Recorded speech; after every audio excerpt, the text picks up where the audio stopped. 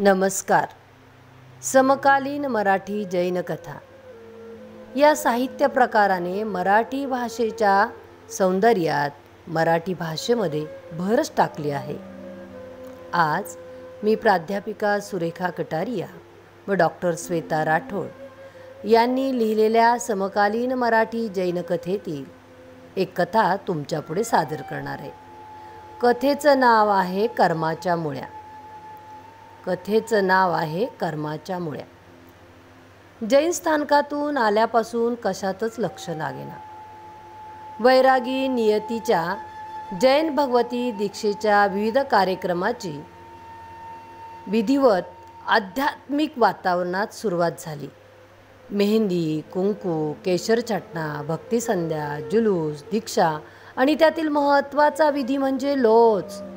या सगळ्या कार्यक्रमांना हजेरी लावायचीच हे मी मनोमन ठरवलं होतं. आज सारं काही भरभर उरकून जैन स्थानकात गेले. 12 वर्षाची वैरागी नियती पूर्वाभिमुख होऊन पाटावर बसली होती. दीक्षार्थी नियतीच्या लोचचा तो धार्मिक विधी होता. तो विधी पाहण्यासाठी अनेकांनी गर्दी केली होती. हा विधी पाहण्यासाठी श्रावक श्राविकाने काही नियम घेण्याचे गुरु महाराजांनी सर्वांना फरमावले. त्याप्रमाणे कुणी नवकार महामंत्राचा जप, तर कुणी तप, कुणी 8 दिवसासाठी रागद्वेषाचा त्याग, कुणी वियोगाचा त्याग अशा छोट्या नियमांचे व्रत घेऊन लोच पाहण्यासाठी बरेच नातेवाईक, श्रावक श्राविका दोन्ही हात जोडून उभे होते. दीक्षातील सर्वात महत्त्वाचा धार्मिक विधी म्हणजेच लोच. लोच म्हणजे दीक्षार्थीच्या सहनशीलतेची कसोटीच. दीक्षार्थीचा लोच हा विधी साताकारी व्हावा म्हणून श्रद्धेय भक्तांनी छोटे नियम धारण करून मनातल्या मनात नवकार महामंत्राचा जप सुरू केला. गुरु महाराजांनी पात्रातील राख केसांच्या मुळांना लावून केसांचा पुंजका असा उकडला की जणू कर्माच्या मुळ्याच उकडल्या. तरी सुद्धा दीक्षार्थी नियती हसतमुख होती. सर्व श्रावक श्राविकांचे डोळे मात्र पाहण्याने डबडबले होते. हे दृश्य काही केल्या माझ्या डोळ्यासमोरून जाईना. माझे मन अगदी अस्वस्थ झाले. गेली अनेक दिवस या दृश्याचे विचार माझ्या डोळ्यात, माझ्या मनात सारखे घोळत असताना मी घेतलेला निर्णय योग्य की अयोग्य हे मी अजमावू शकत नव्हते. कारण मी लहानपणी शाळेत की पाठशाळेत या माझ्या नित्यक्रमाने कधी मला त्रास व्हायचा तर कधी हसूही येई. मनात विचार येई तो लहानपणीच्या श्रद्धेचा. आता ती कुठे गेली, कुठे हरवली? लहानपणीचा तो तिचा दृढ विश्वास आज तिने कुठे गमावला?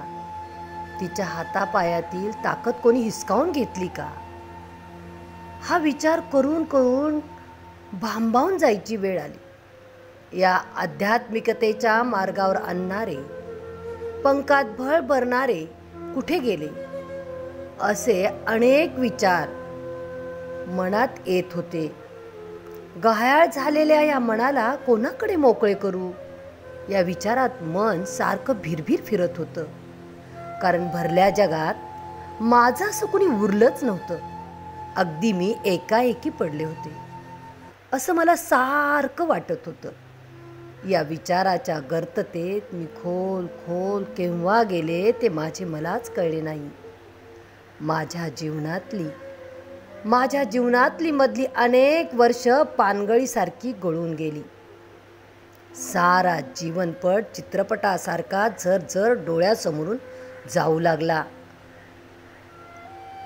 डोळ्यासमोर येत होते ती तेव्हाची मी, माजलगावच्या वर्मा यांच्या घरी जन्मलेली 6वी कन्या, 6वी मुलगी म्हणजेच श्रद्धेची. 6 बहिणीपेक्षा मी जरा वेगळीच. हुशार, तडफदार, तरतरीत, स्पष्ट उच्चार करणारी, संयमी वागणूक, विनयशीलता, नवीन काही शिकण्याची उर्मी व एकाग्रता, चटकन ग्रहण करण्याची क्षमता या सगळ्या माझ्यात असणाऱ्या गुणांची कल्पना शाळेत शिकणाऱ्या दसकटे गुरुजींनी व पाठशाळेत शिकवणाऱ्या भंडारी स्वाध्यायीजींनी माझ्या भैजींना दिली होती. भैजींचेही माझ्याकडे विशेष लक्ष होते. माझ्यातलं वेगळेपण मी लहान असतानाच त्यांच्या लक्षात आलं होतं. माझ्यावर वितरागवाणीच्या संस्काराचे बीजारोपण करणारे माझे भैजी पंडित होते. लहानपणी झोपेतून उठलं की नौकार महामंत्राचा जप करूनच मी उठत असे, नौकारसी करत असे. त्यांनी माझ्या अध्यात्म गोडीला आणि या ओढीला खतपाणी घातले.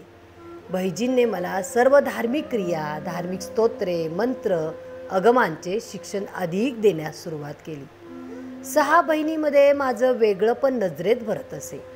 मला आठवतंय महाराष्ट्र सम्राट राष्ट्रसंत आचार्य अनंत ऋषीजी महाराज साहेबांनी स्थापन केलेल्या अखिल भारतीय स्वाध्याय संघ.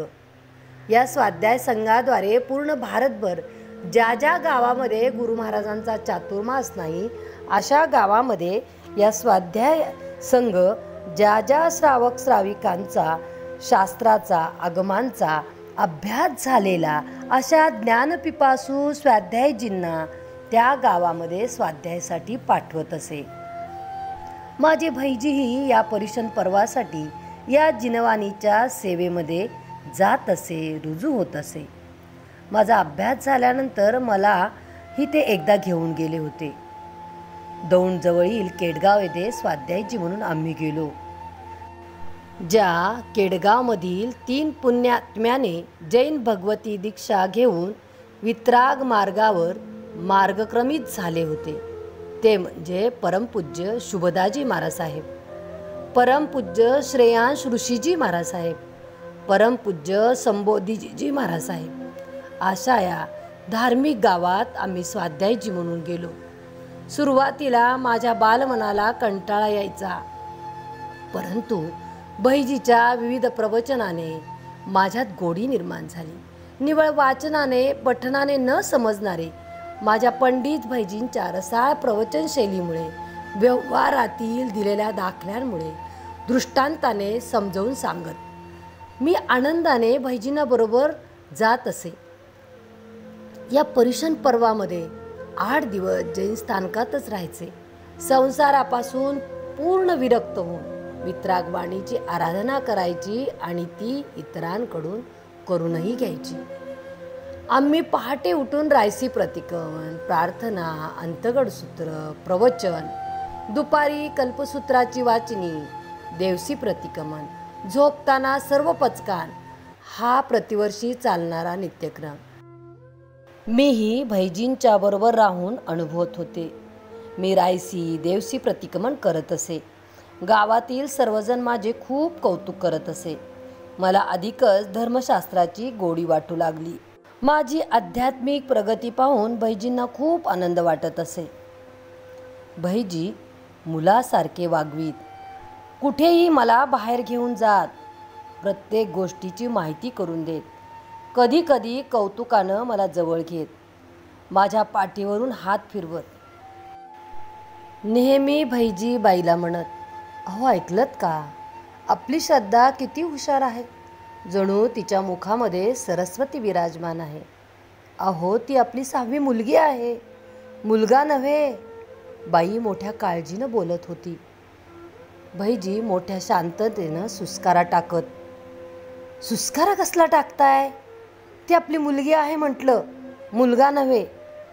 हो मुलगा नसला म्हणून काय झालं, आपली श्रद्धा आपलं नाव रोशन करणार, 2 कुळाचं नव्हे तर 42 कुळांचा उद्धार करणार. हो चुलीवर ठेवलेल्या दुधाच्या भगुल्यातील दूध उतू चाललेलं पाहून अग्निकाय जीवाची क्षमा याचना करत भगुलं खाली उतरवणारी बाई हे ऐकून एकदमच दचकली. तिच्या काळजात धस्स झालं. बाईचं जगणं म्हणजे चुलीतल्या लाकडासारखं. भगुल्याभोवती ज्वालांचा उजेड म्हणजे तिचं निरांजन, आणि या निरांजनाच्या उजेडात ती मुलांच्या आणि मुलींच्या जगण्यातील रोषणाई शोधत होती. पण या वक्तव्यानं ती हादरूनच गेली. बाईला काहीही न बोलण्याची संधी देत भैजी पुढे म्हणाले, श्रद्धाचं बरंच काही शिकून झालंय. तिला सुकलाल शेठकडे घेऊन जावं म्हणतोय. दिवाळीच्या दिवशी भगवान महावीरांच्या निर्वाण कल्याणकानिमित्त प्रतिवर्षीप्रमाणे आयोजित केल्या जाणाऱ्या जपासाठी. अहो, तिचे बरेच स्तोत्रपठण झाले आहेत. कोणत्या जपासाठी म्हणताय तुम्ही? अहो, तो दिवाळीच्या अमावस्येच्या दिवशी भगवान महावीर निर्वाण कल्याण महोत्सवानिमित्त केला जाणारा आणि गौतम स्वामींना केवळ ज्ञान प्राप्त झालं म्हणून केला जाणारा जप. त्या जपासाठी घेऊन जायचं म्हणतोय. तो का? महावीर स्वामी मोक्षगामी, गौतम स्वामी केवल ज्ञानी या जपासाठी म्हणताय का? हो. अहो, काय आत्तापर्यंत घरात शिकवत होता, स्वाध्यायासाठी परगावी घेऊन गेला होता म्हणून गप्प बसले हो. हे काय नवीन खूळ काढलंय? अहो, माझं ऐका. मुलगी कुठे शास्त्र वाचते का? पौरात्य करते का? गावातले लोक काय म्हणतील? त्यांच्या तर जीवावर आपण जगत आहोत. जप, मंदिरातील पूजा, स्थानकातील गुरु महाराजांची सेवा करून कसं तरी पोट भरत आहोत. वर्षातून कधीतरी सुकलाल शेठच्याकडून थोडा शिदा, घागरा ओढणी, धोतर वाट्याला येतं. जुन्या कपड्यांना ठिगळ लावता लावता आयुष्य घालवलं हो. आता हे असलं काहीतरी विपरीत कराल आणि गावाचा रोष क्रोध ओढवून घ्याल बरं. मुली कुठे शास्त्र पठण करतात का म्हणे जैन भगवती दीक्षा देऊ. बैजीच्या विचारानं बाई अधिकच काळजीत पडली. कारण जैन भगवती दीक्षा म्हणजे त्यांनी त्यागी जीवन, भौतिक सुखांचा त्याग, कंदमुळांचा त्याग, जन्मभर मुपत्ती बांधायची, पात्रातच अन्नग्रहण करायचं, अनवाणी विहार करायचा, असे एक नव्हे अनेक कसोट्यावर उतरावं लागतं. हे या बालमनाला कसं जमणार? कसं हो पेलवणार? भविष्यात निर्माण होणाऱ्या कठीण प्रसंगानं बाईने डोळ्याला पदर लावला. तिचे केविलवाणी धडपड आजही आठवून काळजात अगदी धस्स होतं. बाईचे अदळ, अपट, अश्रू, केविलवानं विनवणं या कशाचा परिणाम बैजीवर होत नसे. एकदा का निश्चय केला की मग स्वर्गातून ब्रह्मदेव आले तरी त्यांना जे करायचे तेच करत. बैजी बाईचे थोडेच ऐकणार होते. बैजी समवेत पाठांतर करत असताना माझे कान मात्र शाळेच्या घंटेकडे लागलेले असायचे. पाठांतर करत असताना मनाची कुत्तर ओढत असे. कधी कधी अंतगडसूत्र, व्यवहारसूत्र, कल्पसूत्र इत्यादी अगमांचा अभ्यास करत असताना झोपायला उशीर झाला की दुसऱ्या दिवशीचा शाळेचा अभ्यास करायचा राहून जायचा. अभ्यास राहिलेला पाहून गुरुजींचा तो जाड रूळ, छमछम छमणारी छडी डोळ्यासमोर दिसत असे आणि मग मनाचा थरकाप उडत असे. कधी कधी धिटाईनं मी विचारले, भैजी आणखीन किती वेळ हो? शाळेला उशीर होतोय ना. तेव्हा त्यांचे एकच पालुलपद, हे बघ श्रद्धा, तुला मला इतरांपेक्षा वेगळं बनवायचं आहे. चंदनबाला, अतिअंबे, मल्लीनाथ यांच्या मार्गावर तुला नेण्याचा माझा मनोदय आहे. भैजीने सांगितलेलं सगळं काही मला कळत नसे, परंतु भैजींची ही चाललेली धडपड मला अध्यात्माकडे घेऊन जात होती. त्यांची इच्छा पूर्ण करण्यासाठी मी नेहमीच प्रयत्नशील राहिले. त्यांच्या इच्छा आकांक्षा पूर्ण करण्यासाठी मी अध्ययन करत राहिले. ते मला नेहमी सांगत, श्रद्धा, जगणं तरल करण्यासाठी स्वाध्याय महत्त्वाचा. वाचनानं, स्वाध्यायानं आत्मशोधाचं आणि आत्मविकासाचं सामर्थ्य वाढतं बरं. संवेदनांनी समृद्ध होणारा माणूस स्वाध्यायाने अधिक तरल होतो. तेव्हा तू स्वाध्याय करत राहा. तुझ्या अंतरंगात चैतन्याचा प्रवाह वाहत आहे. तो सुप्त प्रवाह अधिक प्रवाहित करण्यासाठी साधना हवी. वेगळ्या वाटेनं जायचंय तुला श्रद्धा. भैजींच्या या वारंवार सांगण्याने माझ्या मनात एक नवीन जाणीव आकार घेऊ लागली. क्षणात सारी भीती, थकवा, मरगळ, कंटाळा कुठल्या कुठे पळून जाऊ लागला. रोज रात्री 10:30 कधी 11पर्यंत स्वाध्याय, पाठांतर, पुन्हा पहाटे 5 वाजता दिवस सुरू व्हायचा. भैजी या पहाटेच्या वेळी काही स्तोत्र पाठांतरासाठी द्यायची. तेव्हा माझ्या डोळ्यावर कधी निद्रेचं जाळं पसरत असे. एखाद्या वेळी झोप अनावर होऊन मी अगदी झोपी जात असे. जाग येई ती भैजींच्या कर्मट आवाजाने, उठ, झोपतेस काय? हे स्तोत्र 10 वेळा लिहून दाखव, 3 वेळा म्हणून दाखव. अशा वेळी माझ्या गालावर अश्रूंचे ओघळ व पाणावलेले डोळे बाईकडे आशेनं पाहत असे. अहो, झोप अनावर होते पोरीला, झोपू द्या ना. बाईने धीरानं सांगण्याचा जरी प्रयत्न केला तर बाईलाच बोलणी बसत असे. आपली काय इच्छा आहे? रांधावाडा उष्टी काढा यासाठी का तिचा जन्म आहे? तिच्याकडे वेगळी क्षमता आहे. स्वतःला नाही जमलं ते निदान मुलींना तरी करू द्या. पाय खेचू नका. तो भैजींचा कडवा स्वर आजही कानात घुमतो. भैजींचे वास्तव बल बाईला निरुत्तर करत असे, मुके बनवत असे. माझ्या तर इच्छेचा आणि अनिच्छेचा सवालच नव्हता. निसर्ग नियमाप्रमाणे मी मोठी होऊ लागले, शहाणी झाले, अंगण भरू लागले. चुणचुणीत असणारी मी अधिकच उमदी दिसू लागले. किमान 4 दिवस तरी या सगळ्या शास्त्र, अगम, मंदिर, स्थानक, गुरुसान्निध्य व वडिलांच्या धाकापासून मला मुक्तता मिळू लागली. श्रद्धा सुटकेचा निश्वास टाकू लागली बरं. परंतु रस्त्यावरून चालत असताना वर्गातील मुलं मुली भैजींना आणि मला फिदी हसत चिडवत, अरे अरे ती बघा बघा, शास्त्र सांगणारी पंडित म्हणे ती श्रद्धा, म्हणे पूजा सांगणार, पूजा करणार, शास्त्र वाचणार, मोठी आली शास्त्र सांगणारी आणि वाचणारी. अशी कुचेष्टा ऐकली की मन अगदी उदास होत असे. असं वाटे की जाऊन त्यांना ठोकावं. दुसऱ्या क्षणी वाटायचं कुणाचं म्हणून तोंड धरणार, त्यापेक्षा भैजींना सांगावं, मला नाही हो जमणार हा पंडितपणा, आणि आईच्या कुशीत जाऊन दडी मारावी. असा विचार करतच मनाला मुरड घालत मी केव्हा मोठी झाले ते माझे मलाच कळले नाही. अशीच एकदा रायसी प्रतिक्रमण करून ओट्यावर येऊन बसले. पाण्याचा काटकसरीनं वापर, या दुष्काळी भागात पाणी रक्षण करण्याचा संस्कार भैजींना आम्हाला दिलेला होता. त्यामुळे आपण आपकाय जीवाच्या हिंसेपासून वाचतो बरं श्रद्धा, असे नेहमी भैजी सांगत. त्या त्यांच्या संस्कारानेच अगदी थोड्या पाण्यात केस धुवून मी अंगणात वाळवत बसले होते. केस उन्हात वाळवताच तोंडाने अंतगड सूत्रातील काही श्लोकांची आवर्तने करत होते. दुरूनच भैजी येताना दिसले. उच्चे पुरे सडपातळ अंगकाठी, एका हातात फाटलेल्या धोत्राचा सोगा, पण तेही स्वच्छ धुतलेलं, दुसऱ्या हातात आगमग्रंथ, डोक्यात फेटा, करारी आणि मुत्सद्दी चेहरा. दारिद्र्याच्या चटक्यांच्या खुणाही डोकावत होत्या, पण ही करारी मुद्रा मात्र प्रसन्न होती. खरंच किती दिवसांनी आपण भैजींना इतके निरखून पाहत आहोत, याचे माझे मलाच आश्चर्य वाटले आणि मला हसूही आले. भैजी घाईघाईनं घरात आले. आगमशास्त्र जागेवर ठेवून त्रिवार वंदना करून थेट मागच्या अंगणात गेले. बाई दळण करत होती. अहो अहो, ऐकलत का? आदेश्वर तीर्थंकरांची कृपा झाली म्हणायचं. गोड बातमी हं. आपल्या श्रद्धेला सुमतीलाल शेठ सावकाराने त्याचा मुलगा आकाशसाठी मागणी घातली आहे. अगो बाई, काय म्हणता? एवढ्या मोठ्या घरचं स्थळ आपल्याला झेपेल का हो? 5 मुलींची लग्न करता करता पुरे वाट लागली. अहो, पण त्यांना पैसा नको, त्यांना संस्कारी पोर हवी. आपल्या श्रद्धेसारखी गुणी आहे बरं आपली श्रद्धा. बाईचा चेहरा आनंदाने उजळला. ज्या गोष्टीची चिंता वाटत होती ती टळली म्हणायचं.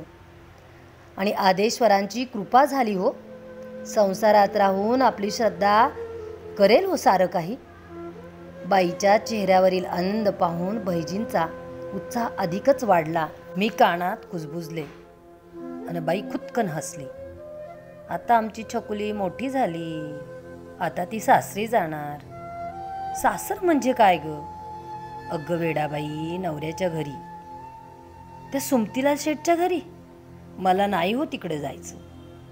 शाळेतल्या मुली सांगतात ते फार वाईट आहेत, गरिबांना लुटतात म्हणे, खूप व्याज लावतात म्हणे, आणि तो त्यांचा मुलगा आकाश तर बैलच आहे म्हणतात. आमच्या शाळेत वर्गातल्या शेवटच्या रांगेत बसलेला असतो तो. सारखा येणाऱ्या जाणाऱ्या मुलींकडे पाहून फिदी हसत असतो मेला. त्याच्याशी माझे लग्न करून देणार असाल तर मी मुळीच मोठी होणार नाही हो. मी आदेश्वर तीर्थंकरांना तशी विनंती करेल हो. माझं भाबडं मन गोंधळून गेलं. बाई आर्थिक सुबत्ता नसताना सुद्धा कोंड्याचा मांडा करून यथाशक्ती घरात सारे आमचे सोपस्कार करत होती. माझ्या मनामध्ये एक अनामिक हुरहुर. घरात लग्नाचा विषय होऊ लागला. मी फक्त श्रवण करत असे. भैजी सांगायचे, बरं का हो. ते म्हणत होते लग्न नोंदणी पद्धतीने करूयात. मी त्यांना स्पष्ट सांगितलं, लग्न होईल तर जैन पद्धतीनेच, आणि त्याने त्याला होकारही दिला बरं का. भैजी मोठ्या आनंदाने सांगत होते, पण माझ्या मनात एक अनामिक हुरहुर. घरात लग्नाची तयारी सुरू झाली आणि बघता बघता लग्नाची तीत येऊन ठेपली. प्रथम नवकार महामंत्राने लग्नविधी सुरू झाला. नमोत्थनम लोगस्य या तीर्थंकराच्या स्तुतीने ध्यान करत पंडितजीने जिनेश्वरी आमच्या हाती देत सप्तपदी करून विश्वशांतीच्या मंगल पाठाने लग्नविधी पूर्ण केला. कसलाही डामडौल न करता आनंदात जैन पद्धतीने लग्न पार पडले. पंडितजीने आम्हाला आशीर्वाद देत पतीचा हात माझ्या हाती दिला. निघताना बाईची भैजींची वाकून तसेम केली आणि माझ्या मनाचा बांधच फुटला. बाईच्या कमरेला मिठी मारली आणि हमसून हमसून रडू लागले. बाईने डोक्यावरून हात फिरवला. बाळा, संस्काराची शिजोरी तुझ्याबरोबर दिली आहे. आता तेच तुझे घर आहे. या जिनवाणीच्या तत्वानुसार जीवन जग हो. भैजींचेही डोळे भरून आले.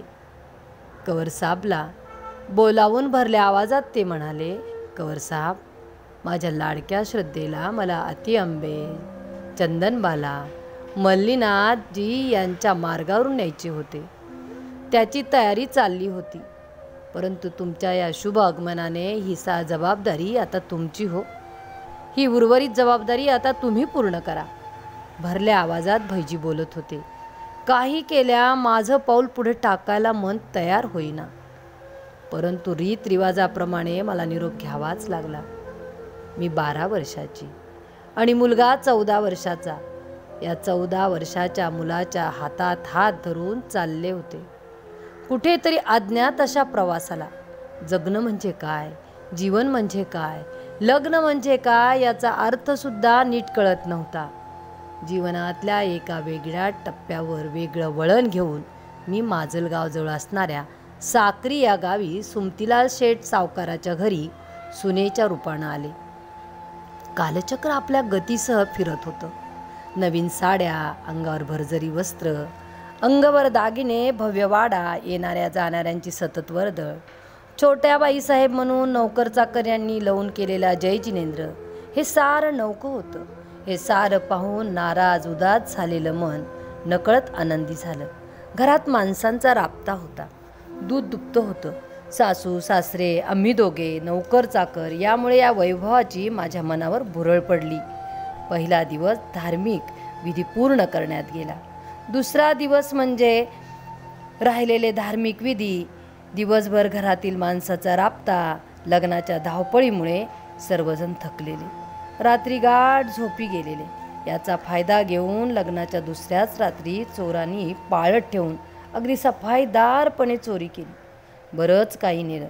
माझ्या कपाळी मात्र अपशकुनी आणि पांढऱ्या पायाची म्हणून शिक्कामोर्तब झाला. माझी काही चूक नसताना असा आरोप. उत्तर अध्ययन सूत्रामध्ये सांगितल्याप्रमाणे पूर्वजन्मी केलेल्या पापकृत्याची तर हे फळ नसेल. माझ्या सत्कर्मामुळे ढिल्ल्या झाल्या की काय. माझं मन खूप हताश झालं. सारखी मला भैजींची बाईची आठवण येऊ लागली. काय करावं मला काही सुचेना. अंगाची पिठी उतरली नाही तोच दुधात मिठाचा खडा पडावा तसा हा प्रसंग उद्भवला. घरातलं वातावरण गंभीर झालं. गावात चर्चा सुरू झाली. गावातील लोक बोलू लागले, या सावकारानं लोकांना लुबडलं हो लुबडलं. व्याजबट्टा खूप लावला आणि आता चोरांनी पळवून नेलं. आता बस मेल्या रडत. हे गावातील लोकांचे बोल कानावर येऊ लागले.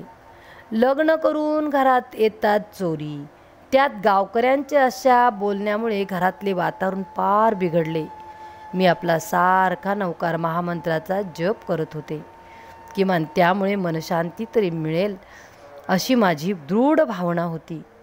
घरात उद्भवणारी परिस्थिती मला बरंच काही सांगून गेली. या प्रसंगात यजमानांच्या रागीट स्वभावाचा अनुभव आला. दिवसामागून दिवस जात होते. सासरी राहणं मला भयंकर वाटू लागलं. माझं कशातही मन लागेना. त्यात यांचा स्वभाव भयंकर तिरसट. बस म्हटलं की बस आणि उठ म्हटलं की उठ. काही मागितलं तरी हातातलं काम सोडून त्यांच्या मागे पळावं लागत असे. मला फार भीती वाटायची. ते सांगतील तीच पूर्व दिशा. ते सासऱ्यांचेही काही चालत नसे. मी हादरूनच गेले होते. एकीकडे वैभवाच्या राशी तर दुसरीकडे अशांतता. मी लग्नानंतर मनाच्या अस्थिरतेतच जीवन जगत होते.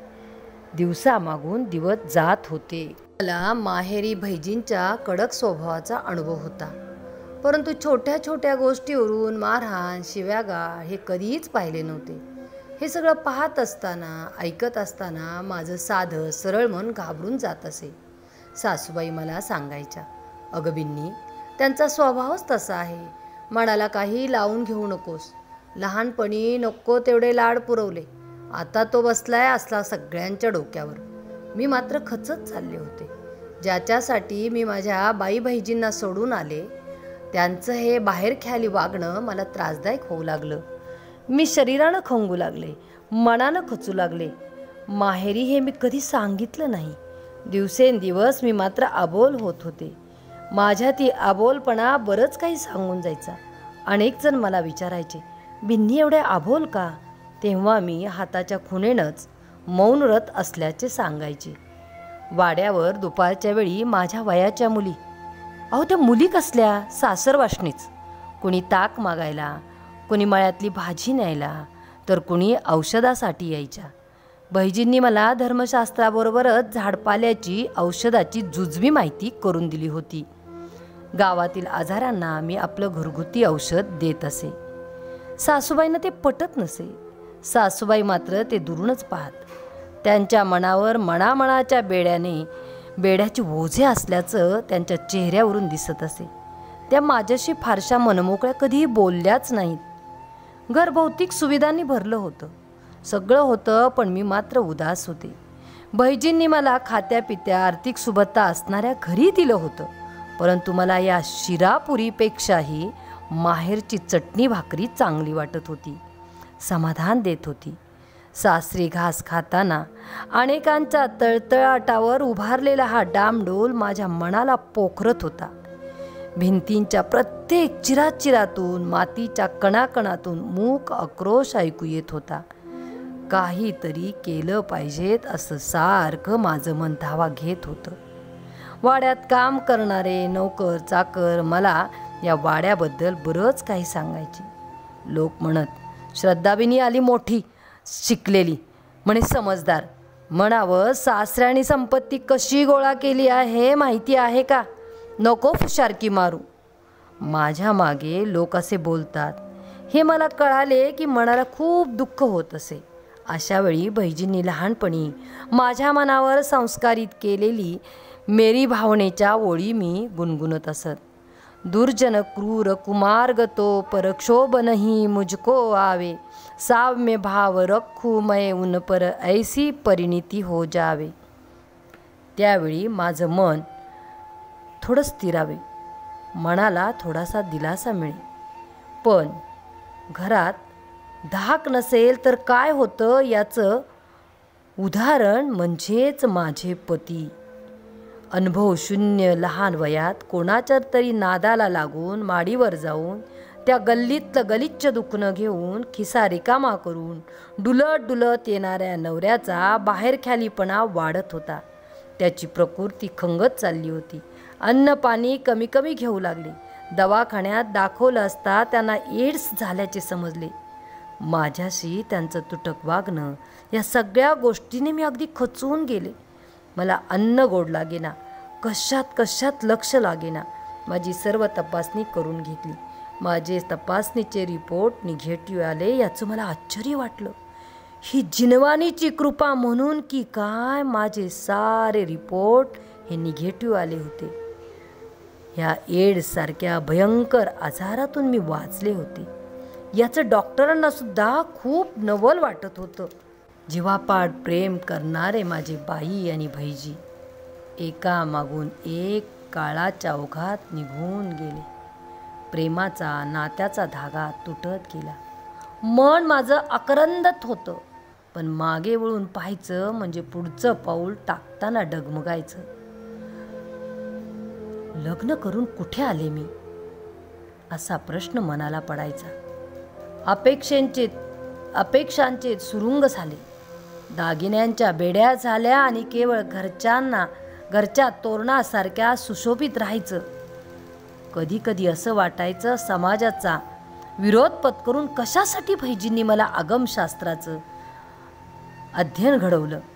मंदिरातल्या पद्मावती मातेची पूजा करताना घरात वावरणाऱ्या सचेत पद्मावतीचे काय याचा आचार तर सोडाच, विचारही घरात कोणाच्या मनाला शिवत नव्हता. लग्न करून कुठे आले मी असा प्रश्न मनात पडत असे. तेव्हा या दोलायमान मनाला स्थिर करण्यासाठी नवकार महामंत्राचा जप मनातल्या मनात करत असे. त्याच दरम्यान साकोरी जैन स्थानकामध्ये प्रवर्तक परमपूज्य कुंदन ऋषीजी महाराज साहेब, परमपूज्य अलक ऋषीजी महाराज साहेब आल्याची वार्ता आली. माझं मन आनंदून गेलं. व्याख्यानासाठी जायचं ठरवलं. माजलगावमध्ये असताना आलेले गुरु महाराज आठवले. त्यांनीच माझ्यामध्ये आध्यात्मिक अध्ययनासाठी अधिक गोडी निर्माण केली होती. तेच गुरु महाराज या साकोरीमध्ये आले होते. माझ्या या निराजनक मनाला थोडासा कुठेतरी दिलासा मिळाला. मी दुसऱ्याच दिवशी दर्शनासाठी व्याख्यानासाठी गेले. त्रिवार वंदना केली. दया पालो म्हणून गुरु महाराजांनी आशीर्वाद दिला. नवकार महामंत्राने पहाडी आवाजात व्याख्यानाला सुरुवात झाली. गुरुदेव म्हणाले, पावसाचा थेंब जर शिंपल्यात पडला तर त्याचा मोती बनतो. जर तोच थेंब चातक पक्षाच्या तोंडात पडला तर तो थेंब त्याची तृष्णा भागवतो. गवतावर पडला तर तो दवबिंदू सारखा चमकतो आणि तो जर गटार नालीत पडला तर गटार बनून वाहतो. सगळा हा सानिध्याचा प्रभाव आहे हे लक्षात ठेवा. व्याख्यान सुरू असताना माझ्या मनातील आंतरिक संवेदना जागृत झाल्या. मी माझ्या जीवनाकडे तिराईतपणे कटाक्ष टाकला आणि खरंच मी कुठे आहे हे शोधू लागले. मी विचाराच्या तंद्रीतच व्याख्यान संपल्यानंतर गुरु महाराजांकडे बसले. मला पाहताच परमपूज्य अलक ऋषीजी महाराज साहेबांनी ओळखले. तू पंडितजी वर्मारी छोरी ना? मी मोठ्या विनयाने मानानेच होकार दिला. आपरो अगमग्रंथरो अध्ययन कट्टकायो हे वाक्य ऐकताच मला रडू कोसळले. गुरुदेवाच्या लक्षात येईना एकाएकी काय झालं. श्राविका श्रद्धाजींना मी सर्व करून कहाणी त्यांना सांगितली. त्यांनी मला धीर दिला. गुरुदेव, मी असं काय पाप केलं होतं म्हणून मला जिनवानीच्या सेवेतून परावृत्त करून या संसाराच्या फंद्यात अडकवलंय भैजींनी? काय पाहिलं त्यांनी हेच मला कळत नाही. कोणत्या जन्मीच्या कोणत्या कर्माची फळे भोगते कोण जाणे. मी मोठी कष्टी होऊन गुरु महाराजांशी बोलत होते. श्राविकाजी, दुःखानंतर सुख व सुखानंतर दुःख येते. पाप कर्माच्या उदयाने सारं घडतं. तुम्ही समतादारी आहात. समभाव ठेवून तुम्ही तुमचे सर्व कर्तव्य पूर्ण करा. मैना सुंदरीचं काय चुकलं होतं? तिच्या कर्माच्या पुढे कोणी काही करू शकत नव्हतं. परंतु मैना सुंदरीच्या जिनवानीच्या दृढ श्रद्धेनं कोड फुटलेले पती राजकुमार झाले हे विसरू नका. श्राविका श्रद्धाजी, धीर ठेवा. सर्व काही ठीक होईल. या गुरुवाणीने मी समभाव ठेवून माझं कर्तव्य पार पाडण्याचा प्रयत्न करत होते. मला पहिल्या वेळी माहेरून सासरी येतानाची आठवण झाली. बाईने दिलेला तो कानमंत्र आठवला. आता तेच तुझं घर आहे. या कानमंत्राला मी मानेनच होकार दिला होता आणि तो होकार पूर्णत्वाकडे नेण्यासाठी मी यांची मन लावून सेवा शुश्रूषा करू लागले. दिवसामागून दिवस जाऊ लागले. तोंडात सतत नवकार महामंत्राचा जप चालू होता. दिवसेंदिवस त्याची प्रकृती खंगत होती आणि एके दिवशी जे व्हायचे ते झालं. यांनी या जगाचा निरोप घेतला.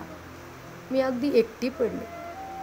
ही वार्ता गुरु महाराजांपर्यंत पोहोचली. कशी पोहोचली कोण जाणे. गुरु महाराजांचे मला पत्र आले. श्रद्धा श्रावकजी, धीर सोडू नका. प्रत्येक व्यक्ती एकटीच येते आणि एकटीच जाते. आपण आपली धर्म आराधना चालूच ठेवा.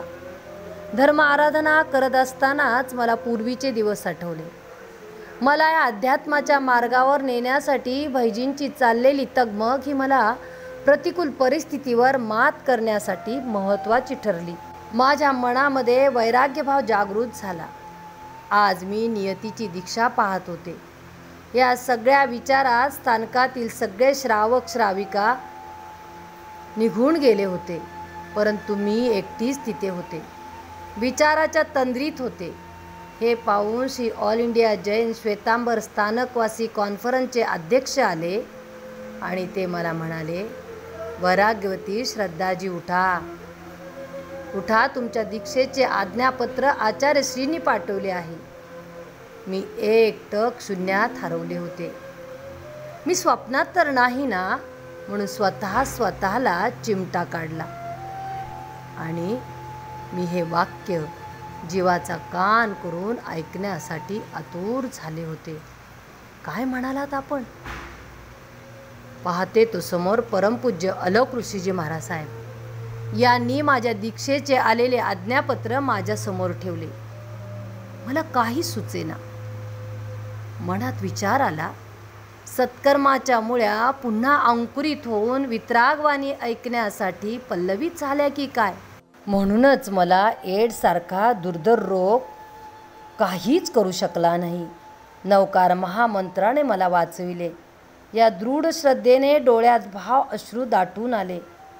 ज्यांनी हाताचे बोट धरून या अध्यात्म जगामध्ये प्रवेश करण्यासाठी प्रवृत्त केले, मला प्रेरणा दिली, त्या भैजींना बाईला नमन करून गुरुचरणी त्रिवार वंदना करत भैजीची सुप्त इच्छा पूर्ण करण्यासाठी साध्वी चंदनबालाच्या पथावर जाण्यासाठी प्रेरित करणाऱ्या गुरु महाराजांना त्रिवार वंदना केली आणि माझी जैन भगवती दीक्षेचा कार्यक्रम नाशिकला करण्याचे ठरले. माझे जीवन धन्य झाले. धन्य ती जिनवानी, धन्य ते जिनेश्वर. अशा या 24 तीर्थंकरांना माझे शतकोटी वंदन, शतकोटी वंदन, शतकोटी वंदन.